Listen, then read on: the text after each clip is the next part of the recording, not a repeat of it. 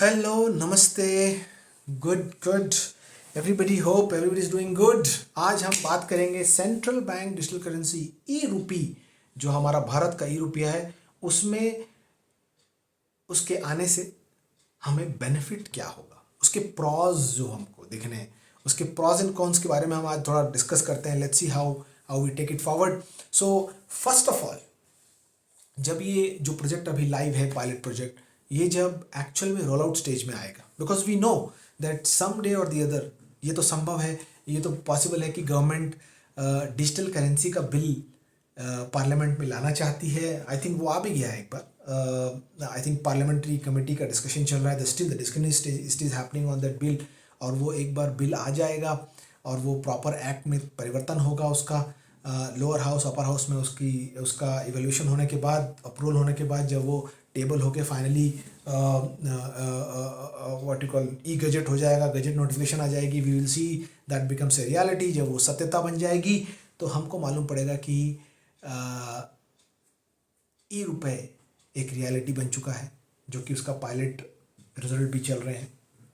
और किस तरीके से क्रिप्टो करेंसी, जो प्राइवेट वर्चुअल करेंसी है, उसको हो सकता है कि कंप्लीटली बैन कर दिया जाए और उसका यूसेज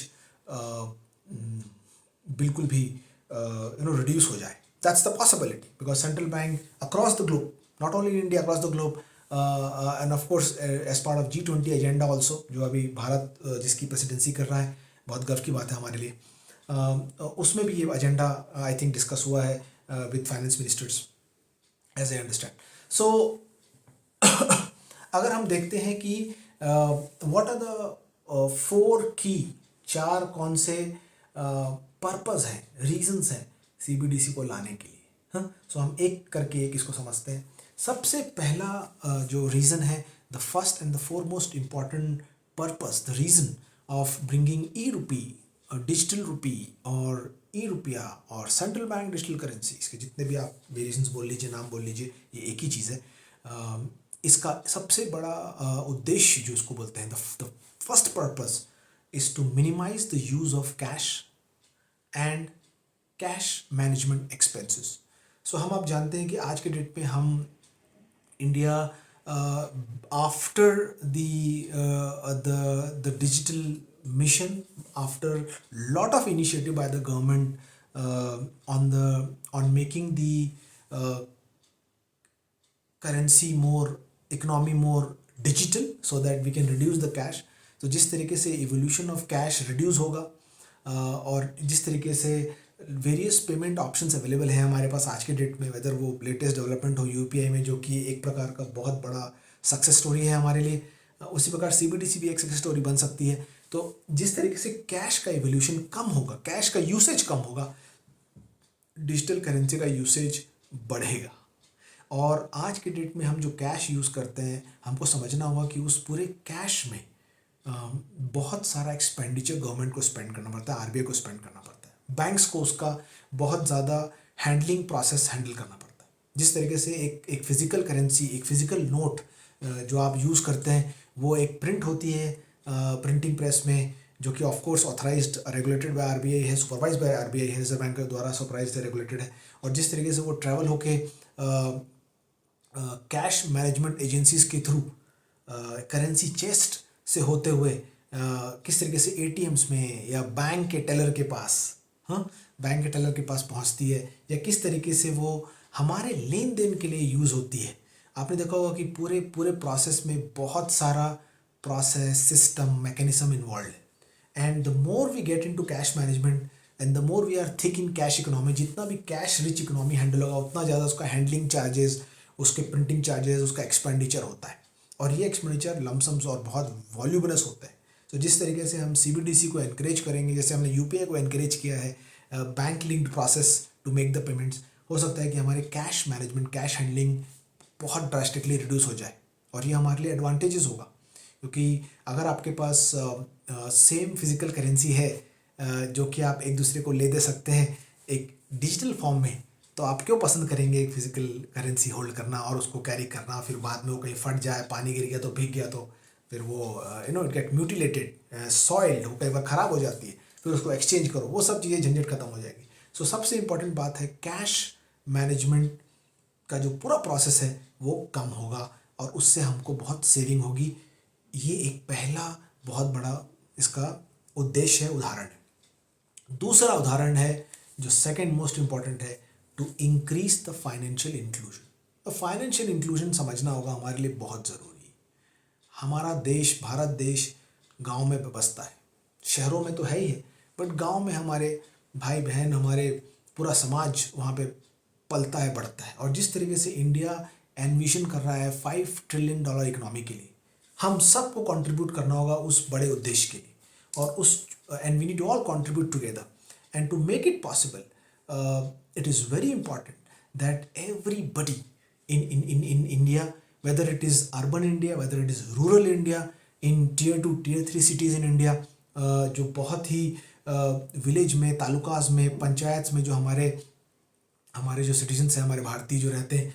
वो भी अगर सेंट्रल बैंक में पार्टिसिपेट करेंगे करेंसी में, जो भी अगर ई-रुपी यूज़ करने लगेंगे और उनको भी ये टेक्नोलॉजी मिलने लगेगी और वो भी सहूलियत से इसका यूज़ करने सकेंगे, they will start using it with Swift processes and Swift usage, तो हमारे लिए बहुत ही गर्व की बात होगी और हम बहुत सारे लोगों तक पहुंच पाएंगे। जिस तरीके से आपने देखा होगा जन धन अकाउंट्स,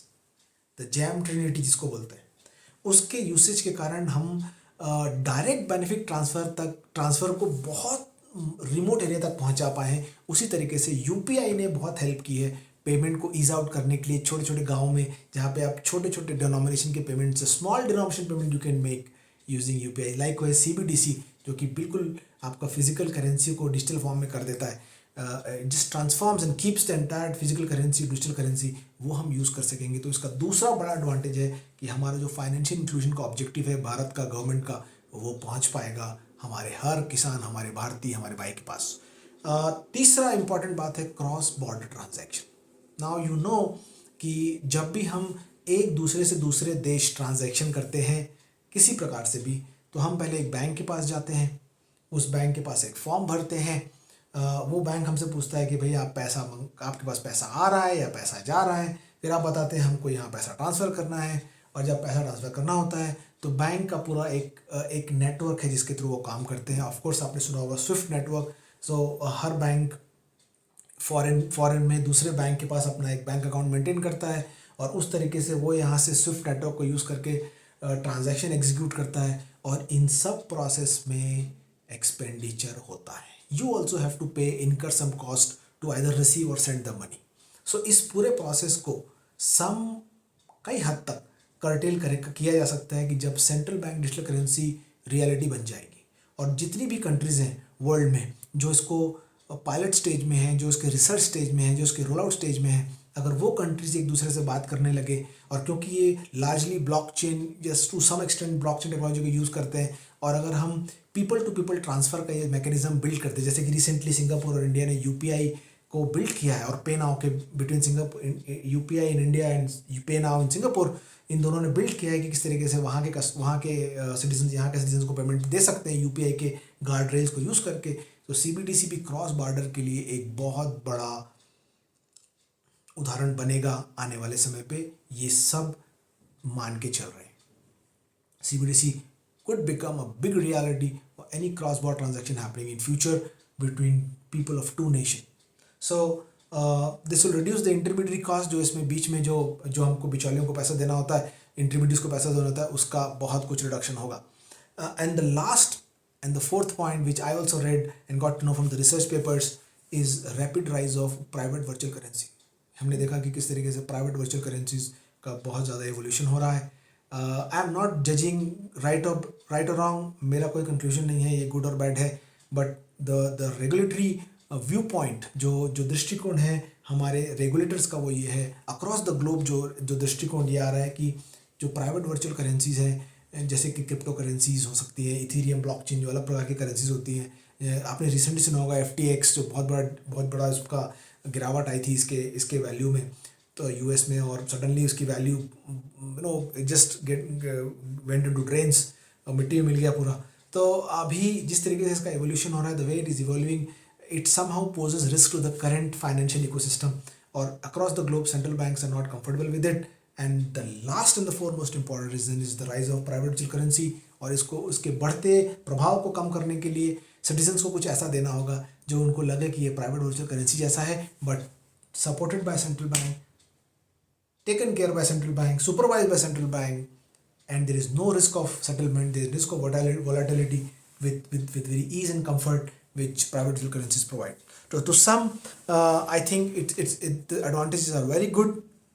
हमको ये देखना होगा कि आने वाले समय में ये कैसे यूज़ हो पाएगा, how it can be used, और ये किस तरीके से इसका प्रचलन बढ़ेगा, किस तरीके से यूपीआई को हमने एक सक्सेस बनाया है, हम और आपने डेली उसको यूज़ करके किस तरीके से गवर्नमेंट ने अपनी पॉलिसीज़ के थ्रू, अपने सिस्टम्स के थ्रू, अपने इकोसिस्टम के थ्रू सपोर्ट किया है, उसी प्रकार से हमको सीबीडीसी को भी इवेल्यूएट करना पड़ेगा. We will to all see together that how CBDC evolves as the day progress.